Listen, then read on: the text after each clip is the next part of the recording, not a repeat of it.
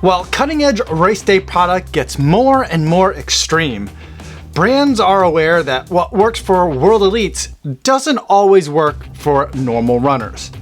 This is the On Cloudboom Max, and it's the latest of shoes designed for the rest of us. But is this a category of shoe we actually need? It's time to lace up the On Cloudboom Max and take it for a run.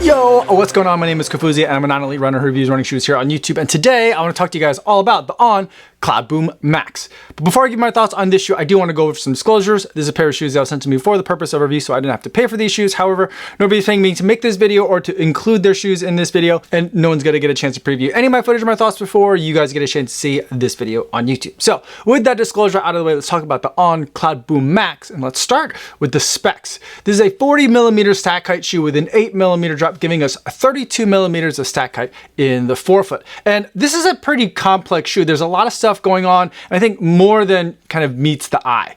It looks like we have Helion HF foam, which is the name that On gives to its super foams. It's the same name that we see on the foams in all of their top tier, pinnacle, most aggressive race product. But there's actually two kinds of foam in this shoe. The top layer of foam that's in this shoe is a PIBA, and then the bottom layer of this shoe is a layer of TPEE, which On still considers to be in the Helion HF category. So like a lot of other brands, the names that brands give to their foams doesn't always correlate to a chemical compound. It's more a label that they give to a certain kind of experience that they're hoping that the foam delivers. But there are two kinds of foam in here, and the bottom layer is very much more firm than the top layer. And separating these two layers are two things. One is a speed board, which kind of functions like a carbon fiber plate in this shoe, but it's not carbon fiber. You can see it through this little window here, and also through this little peekaboo channel all the way in the back of the shoe here. Now this plate, even though it kind of serves a purpose of a carbon fiber plate, it's actually made out of glass fiber reinforced nylon. So people have tried to explain this to me before. I'm not sure how glass fiber reinforced plastic is different than fiberglass, but people tell me that it's different, and I believe that's the same kind of material that Mizuno uses in a lot of its products as well. A lot of its wave plates have that glass fiber reinforced plastic. And I think that the main purpose that this material serves is that it's going to be something that stabilizes the two layers of foam that are in the shoe. Although even for the PIBA top layer, the PIBA layer is on the more firm side as far as PIBA formulations go, and that TPE layer is also on the firm side. So I'm not sure how much stabilization this shoe really needed. Now, the other element that's in this shoe that separates the Helion HF layers is actually an element that's not in the shoe, and that's the Cloud Tech that's here. And these are these holes that are cut into the side, or these kind of channels that are created by creating negative spaces in the top and bottom layers that when they line up, it kind of looks like a little chunk has been taken out of the shoe. In a lot of On shoes, there are channels that cut all the way through, perpendicular to the direction of travel through the shoe. In the race product, that never goes all the way through. There's usually just these kind of cutouts in the side that help the foam to deflect and make it overall feel a little bit softer. And compared to other race product, there are more of these clouds cut into the side of the shoe, and you can see them both on the lateral and on the medial or on the arch side of this shoe. Now, protecting all this midsole foam is a healthy dose of On's Cloud Tech rubber. There is some exposed foam here, and we do see a nice channel cutting through the center of the shoe, which again is going to help guide that motion from back to front as your foot is going through its normal gait cycle. But there is plenty of rubber both in the forefoot and on the heel of the shoe. And where there is rubber, not only is there good surface area coverage, where there is rubber, there is plenty of it. Moving to the upper, we have what On is calling its Featherlight breathable mesh upper. It is a dual layer mesh in the forefoot that is a little bit stretchy, but has a lot of structure to it as well to make sure that your foot isn't sliding around as you're trying to run faster. There is a pretty thin tongue that is breathable on the bottom, has a little bit of padding towards the top, and there is a moderate amount of padding, at least for a race day type of shoe, that's all through the heel cup, and there is a decent amount of structure back here. It doesn't feel like there's a ton of like plastic in the back in terms of like an actual heel cup, but the way that you're kind of sitting inside a sidewall of this midsole foam, that's going to help keep your ankle from sliding around too much as your foot is hitting the ground. Now, as far as weight goes for the total package here, On is using a size of US men's 8.5 for some reason. I usually report weights in terms of reference size, US men's size 9, which also happens to be my running shoe size. And so when I weighed this on my scale, this shoe came in at a relatively heavy weight for a race day shoe of 10.5 ounces and 298 grams. Now that we've talked about what this shoe is like on paper, let's talk about what this shoe is like on the road. The On Cloudboom Max runs like an On shoe, and On shoes for me are really hit or miss. And when they hit, they really hit. When they miss, they really miss for me. And this is more on the miss side for me. The shoe is firmer than I want, and it also has a lot of technology that I don't want. Now, the overall experience of the Helion HF foam in the Cloudboom Max is softer than the Helion HF experience I'm getting in, say, the Cloudboom Strike or the Cloudboom Echo 3. I still feel like it's more firm than I want this shoe to be for what this shoe is supposed to be.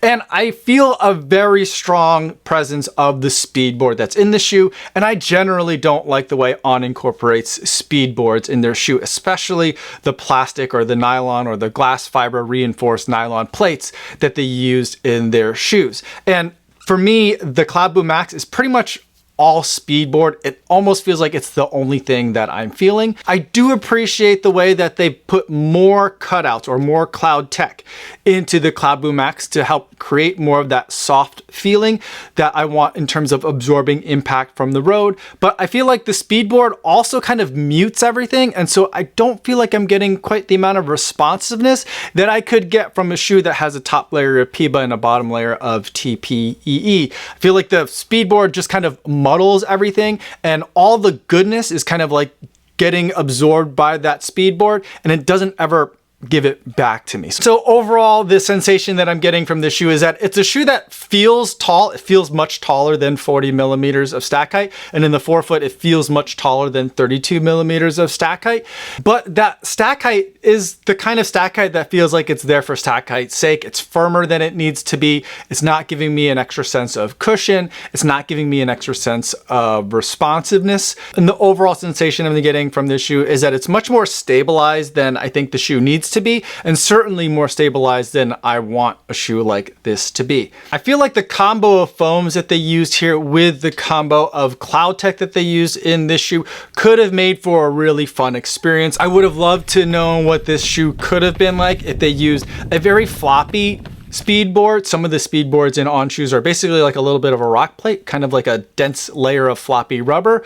Or I would have loved to experience what this shoe would have been like with no plate in it at all. I think that probably would have been the ideal combo of firmness, responsiveness, but also stability given the geometry of the shoe, the composition of the foams that they chose. I think this shoe could have been really excellent. Instead, I feel like the speed board got brought back into it, and for me, I think it ruined what could have been a really great thing. As far as the upper goes, it fit well. I went with my regular running shoe size, and that worked out really well. But I don't think it's the best kind of like upper for this kind of run. The materials I felt like were a little bit on the too thick of a side for something that's supposed to be race day type of product, even if it's not world-class elite level race day kind of product. But if it's something that someone's going to be putting on for race day, I felt like this was a little bit too thick, a little bit too hot. I really would have just loved if they put the On Cloud Eclipse upper on this. This is one of my favorite On shoes that On has ever made, and I feel like the upper here would have been absolutely lovely on the On Cloudboom Max. Now, one of the things that I tried to keep in mind is that like I don't think this shoe is exactly meant for me. I'm not the target audience. While I'm not world-class elite, not sub-elite, not even towards the front of the pack, I also run a little bit faster in my marathon than kind of like the intended time ranges for this shoe. And I don't know if On is being very specific about it, but in some of the materials that I received, they are kind of internally, at least, like kind of targeting somewhere in that 4.5 hour marathoner, the first time marathoner, just want to complete the distance kind of marathoner for the On Cloudboom Max. And so when I tested this shoe and tried to test to see if this would be a good marathon option, I didn't run it at my marathon pace. I ran it at 4.5 hour race pace. And so I'm familiar with this kind of race pace. It's kind of like my 50K road race pace for me. And so like that's where I tested this shoe, trying to see if this is a shoe that I could wear for 4.5 hours. Now I didn't do a 4.5 hour race in the shoe, just like I don't do a 26-mile run when I test marathon race product. But I did put in enough miles, I think, to understand what this shoe would be like as I'm getting fatigued, as I'm doing longer runs at those intended paces. And I felt like I do appreciate the fact that they're adding a little bit more stability to these shoes, because when you're on your feet longer, your form is going to degrade. And so I'm not angry that the shoe has more stability elements to it, but I feel like On has really overcorrected way too much. I feel like the foams, they're a little bit more firm, which again, I feel like can make sense if you are on your feet for a little bit longer of a time, if you have a little bit more ground contact time in your gait cycle, if you're a bigger, taller runner than I am. Like, all those things can make sense for the way this shoe is set up. But I feel like the shoe is still a bit on the heavy side for what it's trying to deliver. I don't think it needed to be this heavy. I think they could have gotten to the same place and made it a lot lighter than 10.5 ounces for a US men's size 9. If you're a bigger shoe size than that, it's going to be even heavier. As much as the On Cloudboom Max is decent, it's not a terrible shoe. It's decent, but I feel like there's other options, even just from On. I think the best shoe from On for the 4.5 hour or 5 hour race is the On Cloud Eclipse, specifically this version. The upper, I think, is great for those longer runs. It's super comfortable, but dialed in. I much prefer the experience that I'm getting from this midsole in the On Cloud Eclipse compared to what's in the On Cloudboom Max, even if the Cloudboom Max has Helion HF, and this is just regular Helion. And note that this shoe does not have a speed board in it, and it's also a lighter shoe than the Cloudboom Max. So for all the reasons that I might reach for a Cloudboom Max, I would really prefer to have the On Cloud Eclipse on feet. I will grant that the On Cloudboom Max is much more stable. So if you've tried the On Cloud Eclipse and felt it was too unstable, then the Cloudboom Max makes sense. But even then, there's another shoe in the On lineup that I would probably have you look at first, and that's the Cloud Monster Hyper. Now, this is another shoe from On that doesn't have a speed board, and I find the run experience in this enjoyable. There is a layer of Peebo, that's this white part in the forefoot, and then you've got regular Helion foam, that's the red or the salmon color foam in the back. The upper on this is a very comfortable, well-designed upper, and this is a shoe that I would prefer to be in for a 4.5 or 5 hour race, again, compared to the On Cloudboom Max. I feel like this is a stable shoe. I feel like this is a much softer shoe than the On Cloudboom Max. I will say that the Cloudboom Max is a bit more responsive than the Cloud Monster Hyper, but if you're just trying to complete the marathon distance for the first time, or if you're just trying to run 5 hours or 5.5 or 6 hours for the first time ever, and you're worried about being comfortable and supported enough, I think that I would pick the Cloud Monster Hyper instead. And just as another final test, I took one of On's craziest shoe, the Cloudboom Strike LS, this light spray version of their Cloudboom Strike, and I did a 16-mile long run it with a lot of miles at the same kind of efforts that I would run in the On Cloudboom Max. And personally, for me, even though this was a lower stack height feeling shoe, even though I think the stack heights are pretty similar, even though it's a firmer shoe and a more aggressive shoe, at least on paper, I preferred having this on foot for a 16-mile long run with some marathon miles in that like 4.5 hour race pace type of effort. I preferred this over the Cloudboom Max. And so for me, the Cloudboom Max, I think, has lofty goals, but I just think that there were some problems in the execution that didn't make it quite right, or didn't make it better than what On had already made.